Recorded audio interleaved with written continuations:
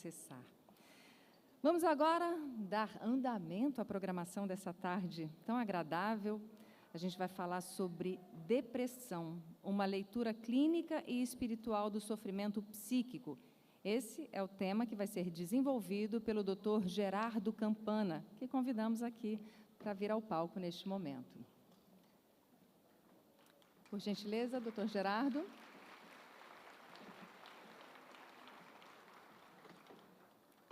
É o tempinho que desmonta a estrutura da apresentação musical, do momento artístico, para a chegada do palestrante.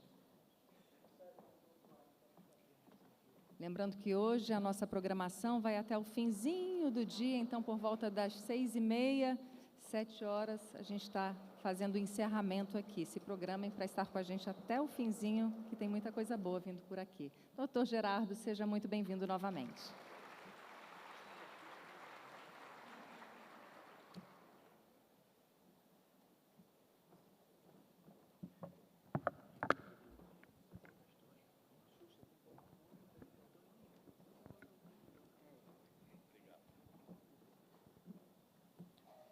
Eu sempre quis entrar num palco, a cortina abrindo para eu entrar. Né? Hoje eu consegui. Eu fiquei com inveja da Marise, né, que ela falou sentada, então eu vou começar sentado, se vocês me permitirem. Isso. Bom, é um prazer estar de novo a gente conversando, né? Se bem que é mais um monólogo do que uma conversa. Mas todos esses temas, eles são muito importantes, né? Porque a gente precisa vê-los pelo prisma da conexão com a espiritualidade, ansiedade, depressão, as doenças de uma forma geral. Na mesa, hoje, a gente está conversando sobre saúde e espiritualidade. E aí é importante ressaltar que há 4 expressões de espiritualidade. A espiritualidade, que significa princípios e valores, sem divindade e sem transcendência. É uma espiritualidade materialista, mas está aí. Espiritualidade, que significa princípios, valores, né? Há uma divindade e uma transcendência muito vaga. A terceira significa princípios, valores, a divindade e uma espiritualidade localizada, né, com 3 instâncias. E uma quarta, em que espiritualidade há princípios, valores, divindade e uma transcendência que abrange dimensões e um processo evolutivo. Então, eu preciso ver em qual delas eu me situo. Eu posso pensar que estou situado na quarta e estou funcionando como se estivesse na primeira.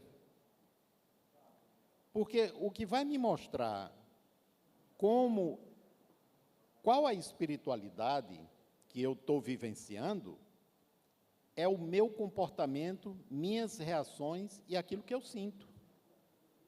Né? Aquilo que eu sinto. Isso é o que vai mostrar para mim. É como saúde e doença. Né? Então, o que é que o pessoal lá fora, porque aqui dentro a gente tem outro tipo de pensamento, mas o pessoal lá de fora, os 2 fatores que são mais importantes, que se tiver aqueles, o resto corre atrás. Quais são? Saúde é um. E o outro? Não é paz, não. Dinheiro. Saúde e dinheiro, não é? Vocês já ultrapassaram esse nível. Estão em outro, não é? Mas eu e o resto da humanidade, a gente ainda está nisso, os principais, dinheiro e saúde. Quando eu coloco dinheiro e saúde como sendo fundamentais, importantes, eu estou vivendo ou no nível 1 ou no nível 2 de espiritualidade, mesmo que eu já conheça o nível 4. Mas o meu padrão ainda é do nível 1. E esse descompasso entre o que eu sei e o que eu vivo, ou mesmo que eu não saiba, mas viva uma vida contraída, porque quando eu estou atrás de dinheiro e querendo, exigindo da vida saúde, eu vivo uma vida contraída, porque o medo está presente, porque uma parte de mim sabe que a qualquer momento eu vou perder aquilo. Então, há medo. Aí eu adoeço. Esse adoecimento, ele começa no setor mais sutil do meu ser, que vai sendo afetado pela dissonância, discrepância entre o que eu vivo e o que é a realidade. Né? Porque a realidade não é aquela que a sociedade convenciona. É entre o que eu vivo e a realidade. Né? A realidade, desculpem a redundância, real. Né? Então, havendo essa discrepância, eu vou solapando gradativamente o meu circuito energético e eu vou acumulando energia dissonante. E o meu sistema vai chegar a um ponto, ele consegue acumular, ele consegue dar umas drenadas suaves, mas chega um ponto que ele não aguenta mais. Ou ele drena ou ele colapsa. E aí ele vai drenar. Por onde é que ele pode drenar? Ele pode drenar ou pelo lado mental, emocional, pensamento mental, ou ele pode drenar pelo corpo. E o resultado dessa drenagem, é aquilo que a medicina chama de doença. Então, a doença que a medicina trata é o último estágio do processo. Mas, como a gente, eu e a humanidade lá fora, não entendemos isso direito, a gente fica tentando se livrar da doença. Aí a gente cria um outro problema, porque a gente fica agoniado para ficar bom. E o ficar bom não é necessariamente sair curado daquela doença, porque eu posso sair curado daquela doença e eu posso adoecer. Na homeopatia, o conceito não é que a gente tem várias doenças. Eu tive uma doença lá com 7, 8 anos, tive outra lá com 18 anos, tive outra lá com 30 anos. Não. Para a homeopatia, o processo é um só. Há um adoecimento interno no circuito vital, na energia vital, no circuito energético, né, que tem a ver com vidas anteriores, tem a ver com vida atual, tem a ver com mundo emocional, mundo mental, afetivo, relacionamentos, tudo isso entra. Né?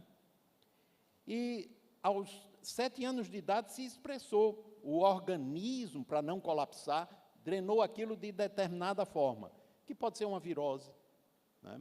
Pode ser uma pneumonia, pode ser algum problema gastrointestinal, porque são drenagens.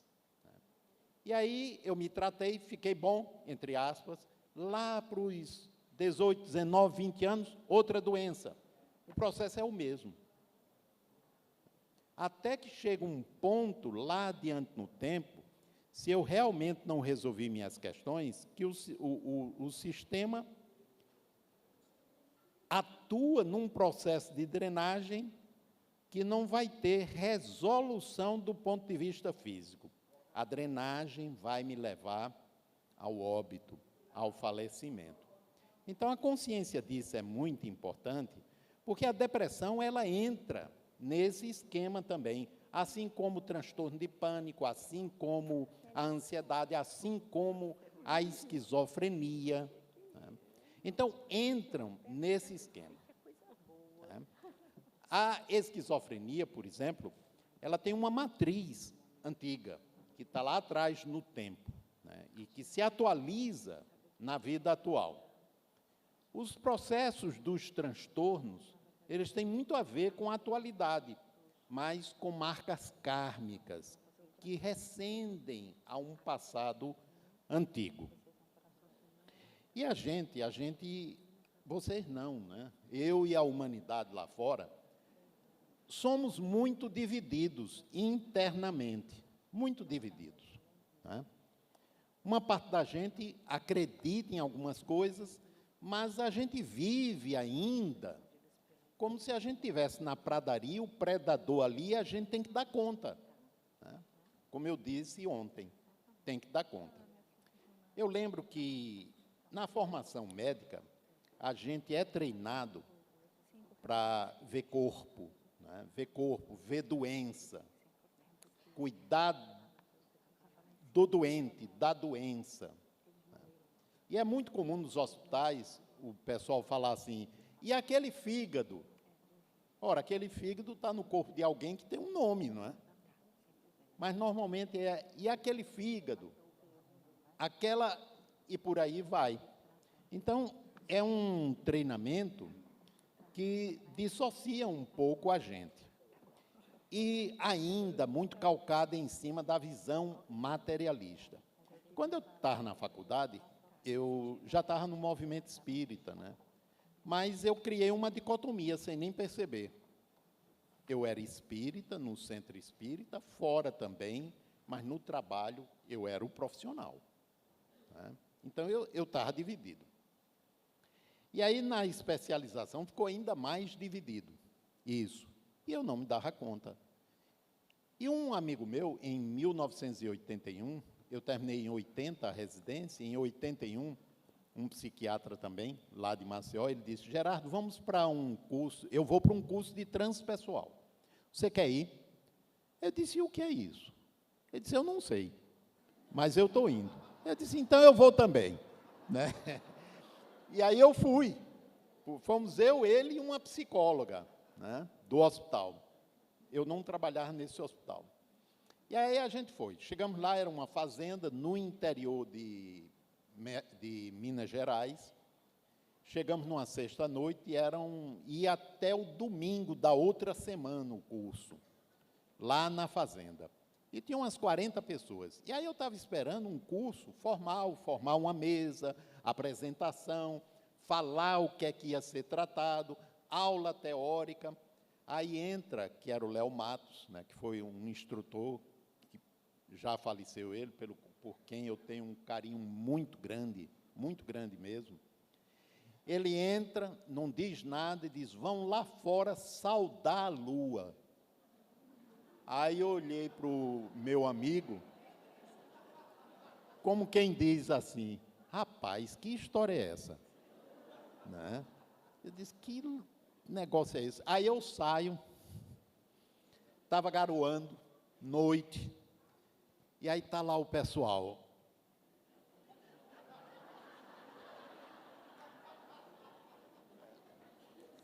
Eu olhei, eu disse, que bando de doido é esse?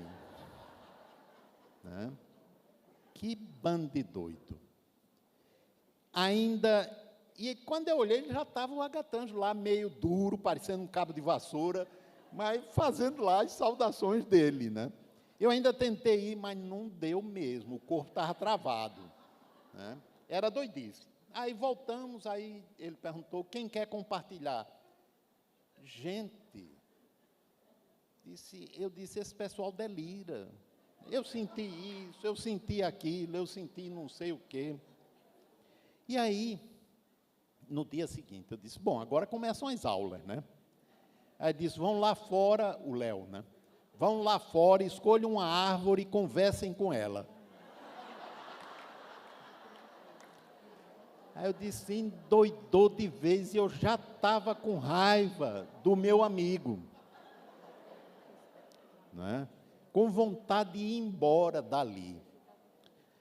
Aí eu demorei um pouco a sair, eu saí, fui lá fora, olhei assim, tudo que era árvore já ocupada.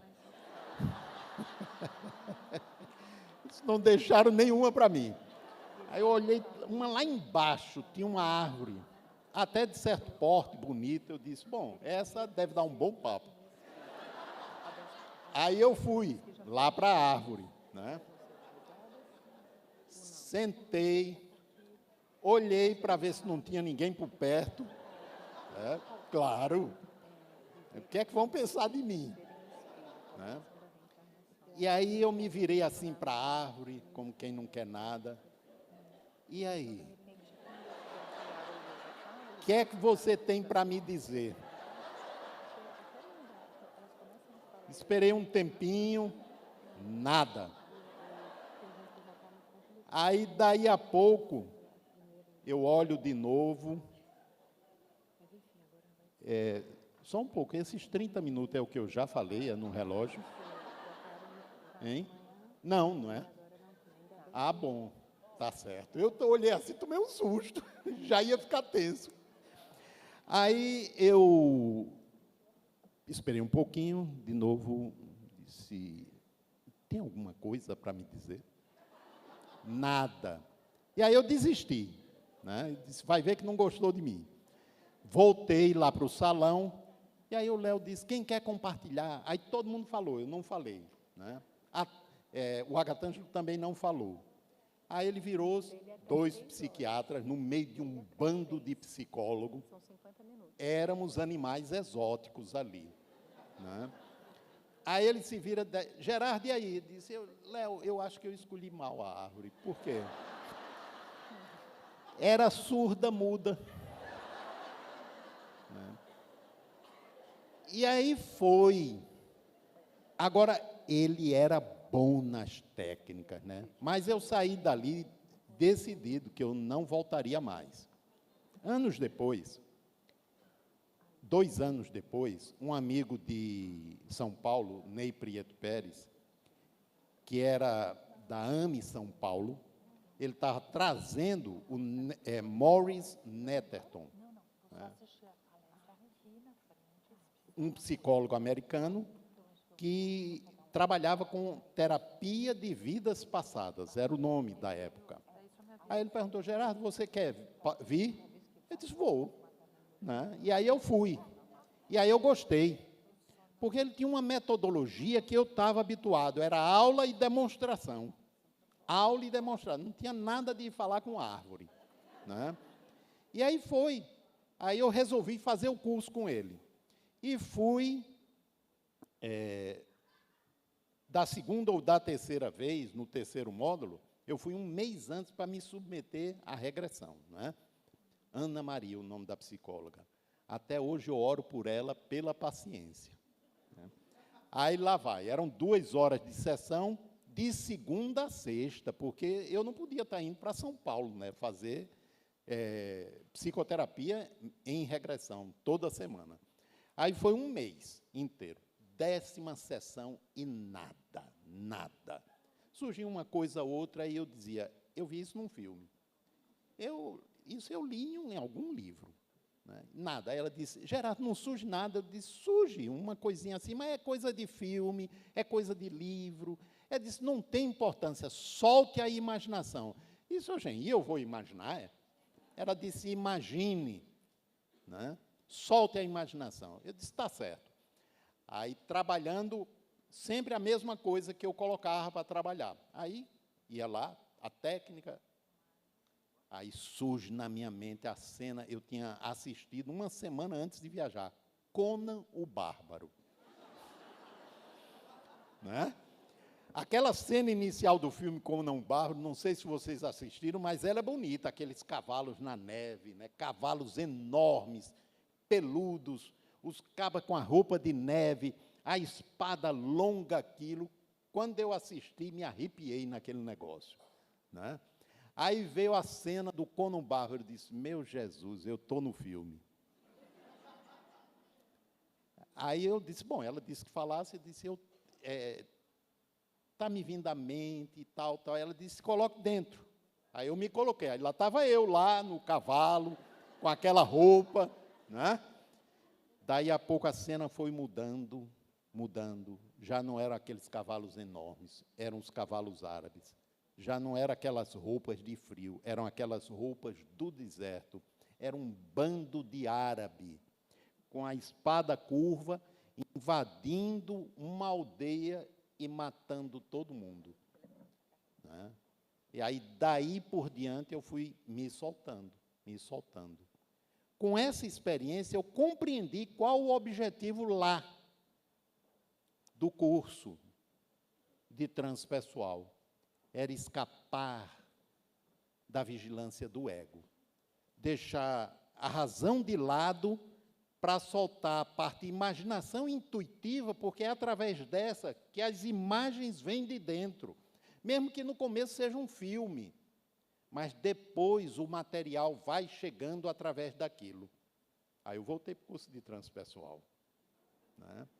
E aí eu fiz, acho que 2 vezes e meia o curso do Léo, para aprender, porque ele era bom nas técnicas, né? E, a partir daí, eu fiquei entendendo, né, um pouquinho melhor tanto o meu funcionamento, como o funcionamento da mente, até onde me foi possível, né? E aí, seja processo depressivo, seja processo ansioso, tem ligação com dimensões diferentes do próprio ser. Aquela que está se apresentando é a mais superficial, né? Então, lá naquela regressão que veio a cena do Conan o Bárbaro, minha mente inconsciente pegou a cena do filme, colocou, e através da cena do filme trouxe material antigo. E aí foi vindo, né? E aí, nesse trabalho, depois que eu voltei para Maceió, só para fechar isso, eu chamei pessoas amigas, porque a gente não vai uma técnica que a gente está aprendendo, principalmente que altera a consciência, expande a consciência, aplicar em paciente. Para isso, tem os amigos, né? Aí eu chamei para os amigos, falei sobre a técnica, e 10 quiseram. Gente, foi interessante. Teve gente que se viu em cenas como aquela que eu me vi.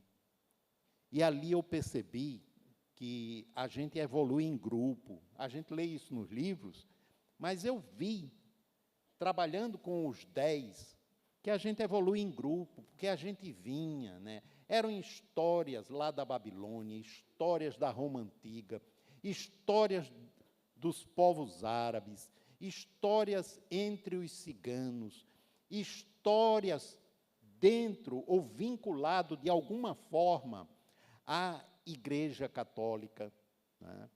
E há outras denominações muito mais antigas no tempo. Então, a vida da gente, nós como seres, somos muito complexos, muito mesmo. E como eu falei da outra vez, nós não somos unidade por enquanto, somos multiplicidade. Então, dentro da gente, existem inúmeras instâncias. O André, hoje ou foi ontem, não lembro, ele estava falando que ele descobriu 3 personalidades. O Peixinho, 5. Né? As minhas estão se organizando para formar um time de futebol. Persona Futebol Clube. E essas instâncias que estão dentro da gente, elas estão assim, né, como que compactadas, porque não foram resolvidas. Aquilo que a gente resolveu não fica, não forma núcleos, quistos, no inconsciente. Se dilui por todo o ser, compondo a experiência de vida, que se torna sabedoria. Mas aquilo que não foi resolvido, que ficou em aberto, né, forma um quisto, núcleos, esperando resolução. E aí, quando a gente vai reencarnar, alguma parte, ou complexos, não todos, que a gente não aguentaria, a gente não dá conta, começam a ser excitados. E aí a gente deseja voltar para trabalhar isso ou aquilo, né? Isso ou aquilo. E aí é organizada a reencarnação com esse propósito, e a personalidade que vai se formando, ela está ligada a esse propósito, àqueles núcleos. Então, aqueles núcleos, eles colaboram para o desabrochar da nova personalidade e, ao mesmo tempo, né, compõe aquilo que a gente acredita que é a gente. Aí tem as marcas lá que, de vez em quando, ao longo da vida da gente, desabrocha material que tem a ver com hoje e tem a ver com o passado. Se a gente vai se conhecendo e a gente vai mudando, muita coisa é resolvida sem precisar que venha à tona. Mas se a gente não consegue ou não resolve fazer isso, vem à tona, inclusive para chamar a atenção da gente, para que a gente vá mudando. E depressão é uma dessas coisas que maltrata muita gente. Maltrata. E limita o potencial daquele que está sofrendo de depressão. Eu estou tentando não entrar na parte propriamente psiquiátrica, porque isso é fácil vocês pegarem, né? Sintomas, o que não é. A parte que eu estou trazendo, vocês não acham com tanta facilidade, né? Da forma como eu estou tentando sintetizar para vocês, né? Então, é mais importante isso do que eu saber que a depressão tem apatia, adinamia, fadiga, desânimo, né? Náuseas, tem um monte de sintomas que é psiconeurológico, é psicossocial, é psicoespiritual. Eu quero entrar em outra coisa, que é como as nossas dimensões se comunicam. Como é o processo do adoecimento. Como é que isso vai atravessando as dimensões do nosso ser e transbordam na camada de superfície, com que objetivo? Bom, aqui tem uma tela de computador, né, que vocês conhecem. Me disseram que tinha que apertar aqui, né?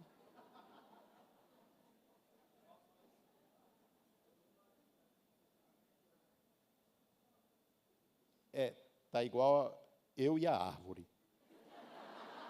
Bom, vamos lá, mas aí vocês estão vendo.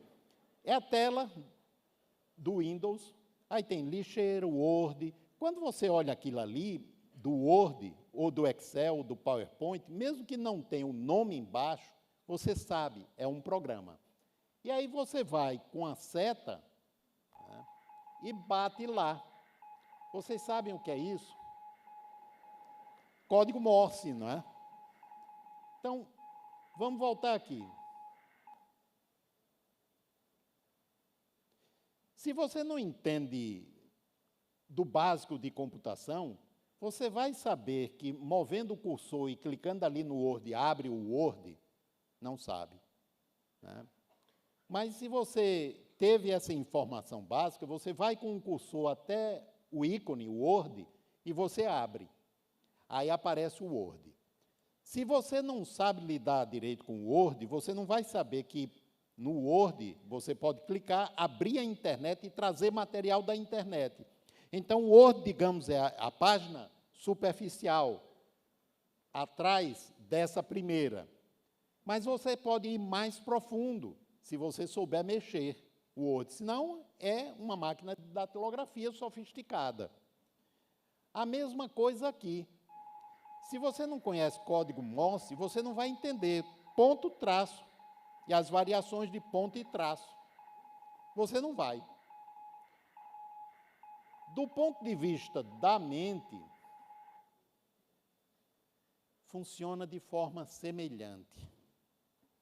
Aquilo que a gente sente na camada de superfície, angústia, medo, frustração, apatia, raiva, pressa, desânimo, impaciência, irritabilidade, dor, os sintomas, sejam eles físicos ou psíquicos, mas o psíquico transborda para o físico, são códigos. Eu preciso saber como clicar, ter a metodologia. Se eu sei como clicar, eu posso ir para uma outra página, mas eu preciso me permitir sentir aquilo que eu falei ontem. Sentir. Não é o dia todo, não. É num dado momento. O que é que está acontecendo comigo? Eu estava contando ao pessoal lá dentro que a primeira vez que eu fui a Ilhéus faz uns 20 anos. Né? O Lindomar me chamou e eu fui. Ele me chamou em janeiro, era em maio. Quando chegou começo de maio, era na segunda quinzena, eu comecei a ficar tenso. Né? Tenso. Ele me propôs 3 temas, como aqui. 2 temas eu acreditava que dominava, e um não. Né? E aí eu comecei, 2 semanas antes, a ficar tenso, tenso, tenso. Como eu sei que tensão, ansiedade é medo, eu comecei a me perguntar, eu estou com medo de quê? E aí eu me sentei e me permiti sentir o medo. E aí pipocou a palavra Ilhéus. Ilhéus. Eu disse, Ilhéus? Mas por que Ilhéus? Aí pipocou a palavra, a palestra, o título da palestra. Eu disse, eita, Jesus. Ok. Ela veio, eu combinei com ela para ela me avisar quando eu estivesse falando bobagem. Obrigado. Estou brincando, gente. Então, veja bem. Aí veio a palestra. E eu me dei conta que eu estava com medo de não ser bem-sucedido. E aí eu me permiti sintonizar mais. E aí eu me dei conta que eu estava com medo de falhar, o pessoal não gostar. E o pessoal não gostando, não ia gostar de mim. E aí eu estava entrando em conexão com minha criança, magoada, ferida, a autoestima, que exigia ter sucesso lá, o pessoal a adorar, a aplaudir, de preferência de pé e jogar confete e serpentina. Né? Aí isso tem a ver com aquela minha humildade que eu falei de manhã, né? Que para atingir a perfeição só faltava humildade, agora não falta mais nada. E aí o que é que eu fiz? Isso aí você não muda de uma hora para outra, mas você tem que conversar com você. Se a gente usa o diálogo interno de forma inadequada, a gente precisa aprender a usar o diálogo interno para estabelecer processos de mudança. Eu disse, espera aí, Gerardo, tu vai lá fazer o que for possível. Você está se preparando. Né? Então, você vai lá e você dá o melhor de você. Se for bom, ótimo. Se não for bom e o pessoal criticar você, você melhora para a próxima. Gente, aquele medo, aquela ansiedade, quase desapareceu. O que ficou dela, eu usei para continuar me preparando. Né? Então, muda a coisa. Aí você diz, mas com um transtorno é semelhante? Ora, se a pessoa não... Eu fiz isso porque eu conheço a técnica, usei uma técnica, né?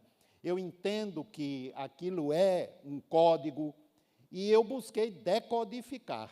E aí, naquele momento, eu consegui. Podia não ter conseguido na primeira vez, né? Mas, naquele momento, eu consegui. Então, veja bem, aí eu vou para outro código, né, que pode ser a ansiedade. Eu vou tentar ver o que é. Eu atendi uma mulher, gente, eu estou misturando aqui ansiedade e depressão, mas o objetivo, porque seja depressão, seja ansiedade, os processos são semelhantes, que vêm de lá de dentro. Né? E tomar remédio é uma coisa simples. Né? Tem bons remédios aí que ajudam bastante.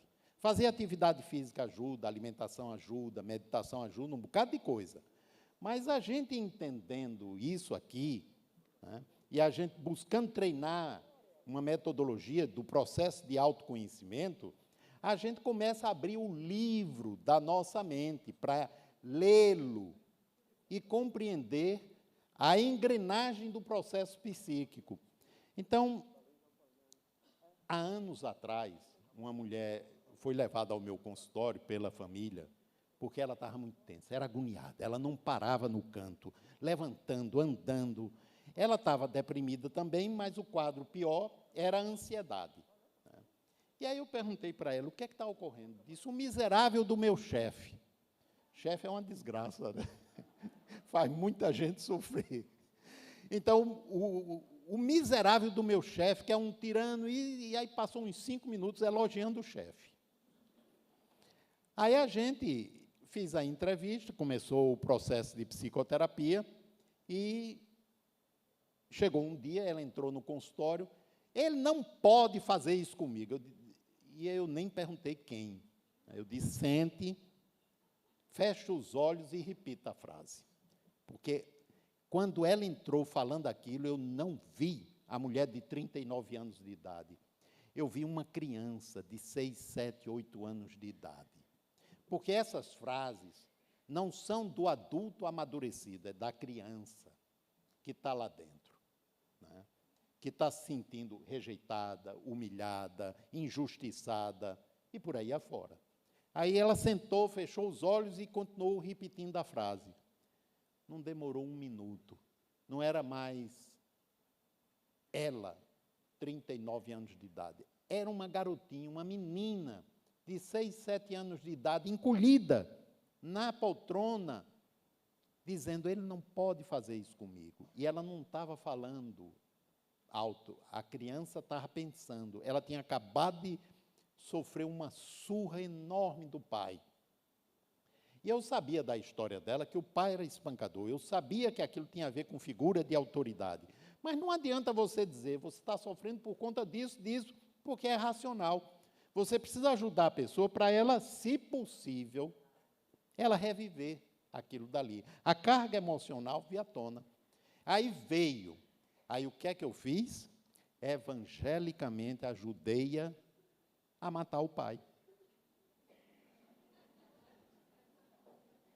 A botar a carga de raiva, de ódio para fora. Porque se a carga de raiva e de ódio não for exteriorizada, não pode chegar para a etapa seguinte. Aí, depois de algum tempo, ela começou a dizer, isso não na mesma sessão, umas 4 sessões depois, né? Ela começou a dizer, mas meu pai teve um pai muito violento. Ele não podia ter feito diferente. O meu pai, ele sofreu muito nas mãos do pai dele. E aí a gente pôde trabalhar o perdão. Trabalhando o perdão, muda. Mas é esse perdão que vem de dentro para fora através dessa compreensão e a mudança do coração. 2 meses depois, 1 mês depois, ela estava me dizendo, sabia que meu chefe está muito diferente? Não era o chefe que havia mudado, era ela, mas o chefe deve ter mudado, porque a criança magoada e ferida dela deve ter assolado a criança magoada e ferida do chefe, e interagiam os dois pelas crianças de ambos. Né? Então, isso vai ajudando. E aí eu vou apressar um pouquinho isso aqui, né, que ele é importante. A gente tem um corpo físico, é nesse corpo que a gente sente as sensações. Ansiedade, angústia e dor. Mas não começa aí. A gente tem um corpo emocional. Isso aqui é uma classificação didática, tá? Tem um corpo emocional. E aí, através desse corpo emocional, ou a partir desse corpo emocional, a gente vivencia as emoções raiva e vergonha. Então, a ansiedade, aliás, sim, ela vem daqui, ou do medo, ou da raiva, ou da vergonha. Mas, quando é ansiedade, é principalmente medo. E aí eu sinto a emoção, ela desemboca no corpo, e aí eu tenho todas as sensações no corpo, que tem a ver com o meu sistema nervoso. Mas também não começa aqui no corpo emocional. A gente tem um corpo mental. E aí, no corpo mental, é a área dos pensamentos, da imaginação, das crenças e dos mandatos. Esse ano não vai ser bom para mim. Se eu boto um negócio desse na minha cabeça e eu o repito, isso se torna uma crença. Mandato o que é? Amar faz sofrer, nunca mais vou amar. Vocês não têm ideia, ao longo desses anos todos, quanta gente eu atendi reclamando que não conseguia estabelecer um relacionamento duradouro que tinha como base, lá no inconsciente, um mandato desse tipo. Amar faz sofrer. Eu não vou amar mais ninguém. Então, do pensamento à imaginação, vem o medo. Ou seja, se eu tenho uma imaginação, uma crença lá dentro, que o avião vai cair e eu vou sofrer o acidente, eu vou morrer num acidente, o meu sistema produz o medo, que repercute sobre o corpo para ser eficiente, para que eu não corra o perigo de entrar no avião. Então, o medo é o problema? Não. A questão está aqui, no pensamento, na crença, mas também não origina-se aí. Antes disso, o DNA está aí só para figurar, tá ok? Porque isso aí não é propriamente herdado geneticamente. A gente pode herdar determinadas propensões, mas o material principal já vem com a gente, como uma marca kármica. Então, padrões de personalidade, de acordo com meus padrões de personalidade, é a forma como eu penso, são as emoções que isso produz, e é como eu me sinto no corpo, ou como eu reajo, ou como eu me comporto. E aí vem a história de vida, que é onde se origina. E aí, história de vida diz respeito também à infância, nascimento, intraútero e para trás no tempo. E esses dois formam aquilo que a gente pode chamar corpo causal. Então, não precisa, nem toda vez segue essa sequência. Às vezes, algum impacto aqui desorganiza a parte emocional, a parte mental. E aí influi sobre os padrões de personalidade, mas normalmente vem por aí. Eu vou passar isso aqui, né, porque não vai dar tempo. Então, isso é uma jornada, né, que eu posso iniciar aprendendo através da conexão com respiração, para aprender a me conectar com o corpo, pele, sensações, para, através disso, conexão com a mente e conexão com o circuito energético. Né? Porque as informações, elas estão corpo, circuito energético, perispírito. Né? O inconsciente compõe esse material. E isso para percepção da dimensão do aqui e agora, ou seja, eu me situar no presente, de fato, percepção da dimensão do ontem, hoje, criança magoada, porque o ontem, ele está como arquivo mental. Quando eu estou sofrendo pelo passado, eu estou sofrendo pela inabilidade em lidar com minhas memórias. Porque eu aprendendo, eu desenvolvendo essa habilidade, eu transformo a memória em experiência de vida. E, portanto, sabedoria. Percepção da dimensão espiritual. Você se trabalhando dessa forma, você vai tendo a consciência que você é mais do que um corpo, você é mais do que uma mente, né? Você é um ser. Numa dimensão muito maior do que aquilo que a personalidade apresenta.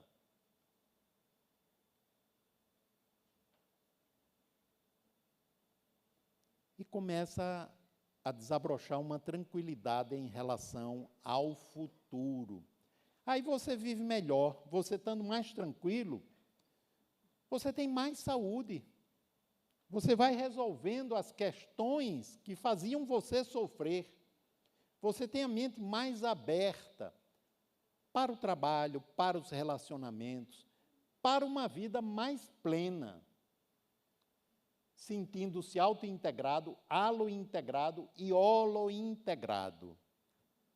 E, obviamente, a sua conexão com Deus vai também gradativamente. E você está treinando para viver melhor, para se tornar mais forte. E aí esse vídeo, ele metaforicamente simboliza isso.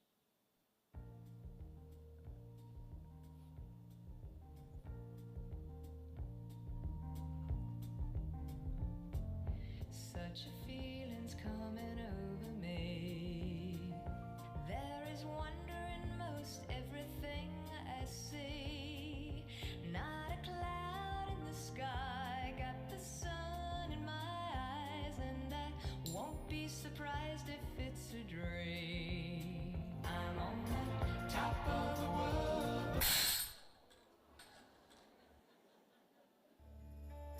This is the end, beautiful friend. This is the end, my only friend. The end of our elaborate plans.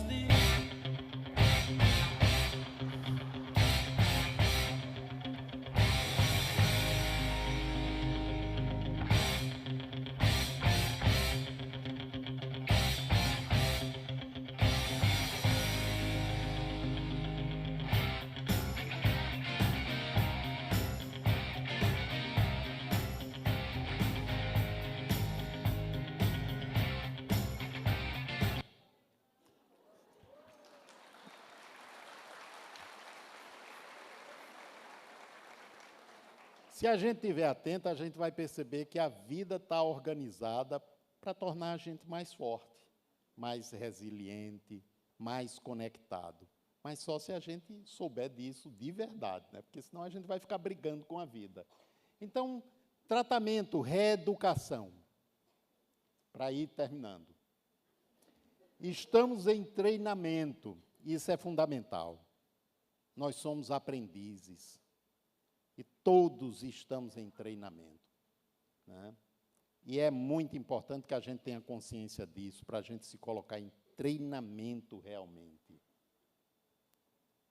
Parte aqui, um tempo aqui, e em outras dimensões também, porque o treinamento é contínuo. Somos seres espirituais, isso todos nós sabemos. Integramos uma imensa rede de vida. Nosso treinamento depende também do treinamento dos demais. Então, a gente pode se ajudar, um cooperando com o outro. É isso aí.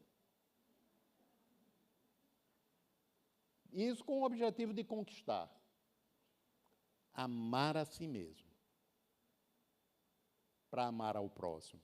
É difícil amar ao próximo se a gente não se ama. Se a gente não se compreende, a gente não vai compreender o outro.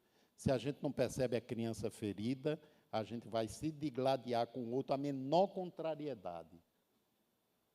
Sentir-se integrado em si e com a vida. Estou curado, eu e o Pai somos um. Então, voltando àquela frasezinha e repetindo-a, né? Os convites de Jesus, conhecereis a verdade e a verdade vos salvará, é nessa direção, né, da gente se perceber, a gente se compreender. Não é só compreender o ambiente, mas isso também é importante. Não é só avançar em inteligência, é a gente ir atrás da parte emocional. Então, se eu estou vivendo ansiedade, depressão, se eu tenho um toque, etc., tem uma parte de mim pedindo resolução. Eu preciso encontrar alívio para o que eu estou sofrendo, mas, ao mesmo tempo, compreender que tem códigos, e o meu inconsciente está falando comigo através dos códigos.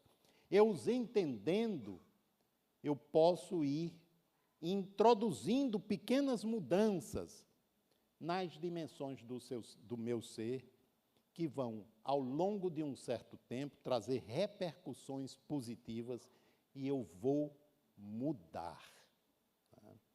Deus, a espiritualidade, não quer que a gente sofra. O sofrimento faz parte do nosso nível evolutivo.